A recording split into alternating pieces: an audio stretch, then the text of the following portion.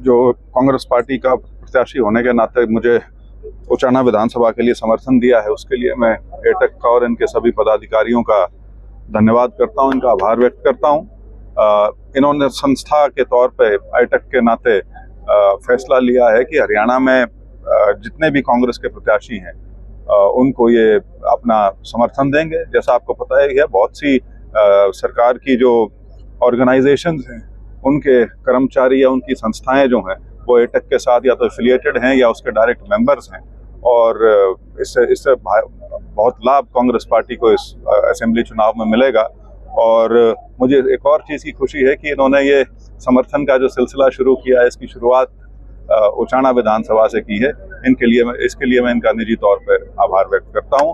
और हालांकि यहाँ मांग पत्रों का जिक्र नहीं है, लेकिन कांग्रेस का जो मैनिफेस्टो आया है हरियाणा के विधानसभा चुनाव के सूरत से, उसके अंदर जो आपको पता है 7 मुख्य वायदे जो किए गए हैं, उसके अंदर जो कर्मचारियों के लाभ की जो बात है, उसमें ओपीएस जो है वो भी उन चुनावी वायदों में से एक है। तो मुझे उम्मीद है कि शायद सबसे बड़ा मुद्दा तो मेरे ख्याल से सभी कर्मचारियों का ओपीएस का ही है। तो कांग्रेस की सरकार जब आएगी 8 अक्टूबर के बाद, तो जो हमने वादा किया है उसको हम पूरा करेंगे। बहुत बहुत धन्यवाद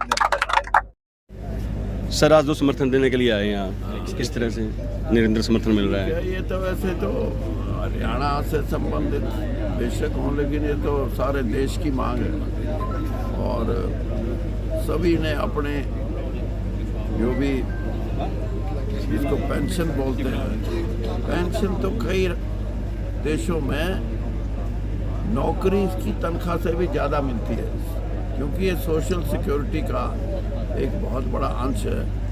और मैं तो समझता हूँ कि ये बात करते हैं कि इनका पैसा कहाँ से आएगा, या ये बात करते हैं कि ये तो बोझ बन जाएगा। मैं भी फाइनेंस मिनिस्टर रहा हूँ और उस टाइम स्टेट जीडीपी जिसको बोलते हैं उसमें 14%, 15%, 18% तक की बढ़ोतरी हुई है। अगर सरकार चाहे तो अपने सोर्सेज को बढ़ा सकती है, लेकिन सरकार नहीं चाहेगी तो माइनिंग वालों को पैसे ऑक्शन भी करा देगी, नाम मात्र की बढ़ोतरी कर देगी।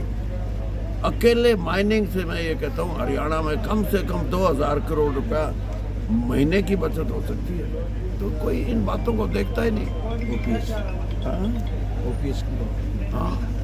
तो ओपीएस भी तभी मिलेगा ना जब पैसे हो गए। तो इसलिए जो संसाधन है उनकी कमी नहीं, अगर सरकार की नीयत ठीक हो तो।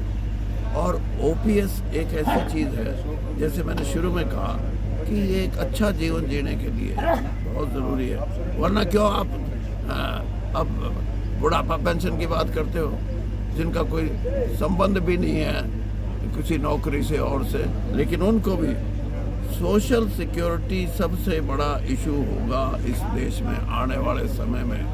और उसके अंदर जो लाखों की संख्या में ये रिटायर्ड कर्मचारी हैं, और सभी मतलब सिर्फ ये नहीं है, हर तरीके से आप देखो कितने महकमे ऐसे हैं, कितनी ऐसी चीज़ें हैं जिनके बारे में कर्मचारियों को ये होता है कि भाई हम अगर नौकरी ठीक ठाक करेंगे तो हमारे को 58 साल या 60 साल के बाद नई एक अपनी ज़िंदगी शुरू करने में कोई ज़्यादा परेशानी नहीं होगी। इसीलिए आधा 50% है ना जी, यानी जो लास्ट सैलरी के कितनी सैलरी है वो 50, हाँ, लास्ट सैलरी जो है उसका 50% पेंशन के रूप में दिया जाता है। और डीए वो जैसे भी जो सर्विंग कर्मचारी है उनको भी, और रिटायर्ड को भी। और रिटायर्ड को तो मेरे समय में भी मुझे याद है, ये क्या बोलते हैं, ये जो 1 साल 2 साल के बाद घूमने जाते हैं, एलटीसी, हाँ, एलटीसी का भी ब्रेक लगा दी थी हमने, वो भी खोला। मैंने कहा नहीं भाई, यही तो जिंदगी है यार, मेरा भी जी करे है। हाँ, मैं 78 साल का हो गया। राजनीतिक तौर पे मैं भी सोचता हूँ बतेरी वोट मांग ली, बतेरी बार इलेक्शन लड़ लिया, लेकिन अब मैं भी चाहता हूँ कि मैं भी घूमूँ। तो मैं भी इनके साथ ये कहूँगा कि भाई हमारे पूर्व एमएलए जो है उनको भी घूमने का एलटीसी तो ये मुझे लगता है कि हरियाणा के संदर्भ में ये कोई मुश्किल चीज़ नहीं है। कांग्रेस की सरकार बनने पे तो कांग्रेस ने तो ये बोला ही है कि हम इसको लागू करेंगे, और लागू करने पे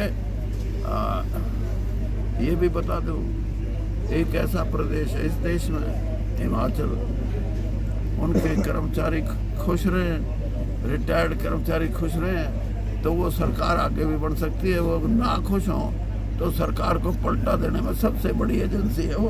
तो हरियाणा में भी जो इनकी संख्या इतनी बड़ी है, और ये अपने जो इन्होंने मांग की है उसके लिए आज मेरे पास भी आए हैं और नेताओं के पास भी जाएंगे।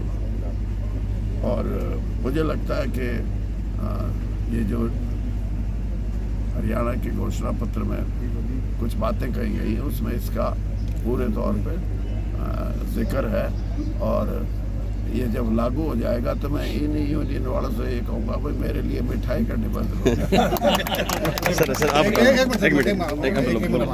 मिनट बताओ सर, आज आप यहाँ समर्थन देने के लिए आए हैं।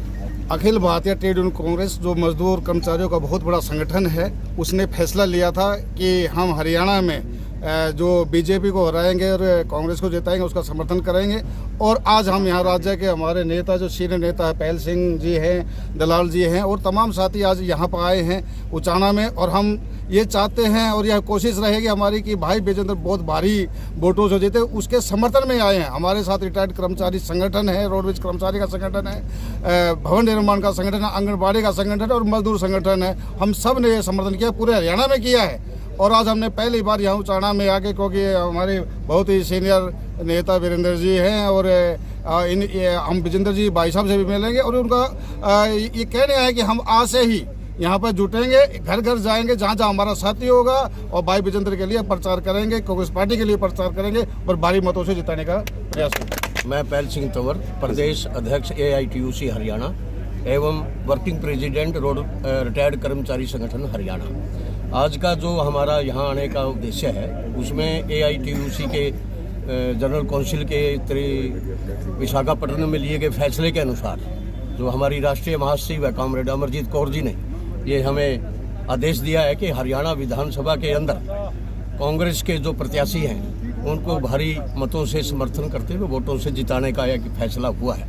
आज रिटायर्ड कर्मचारी संगठन जो कल उन्होंने अलेवा के अंदर जींद जिला के साथियों ने अपनी मांगों के बारे में ज्ञापन श्री विजेंद्र सिंह जी जो हमारे प्रत्याशी हैं उनको सौंपा था, तो आज केवल और केवल रिटायर्ड कर्मचारी संगठन उचाना कला के जो ब्लॉक के हमारे प्रधान हैं जय सिंह धनखड़ जी और उनके सहयोगी साथी हैं यहाँ, और इन बातों को लेकर के हमने उचाना कला के अंदर अपनी ये चौधरी विजेंद्र सिंह जी के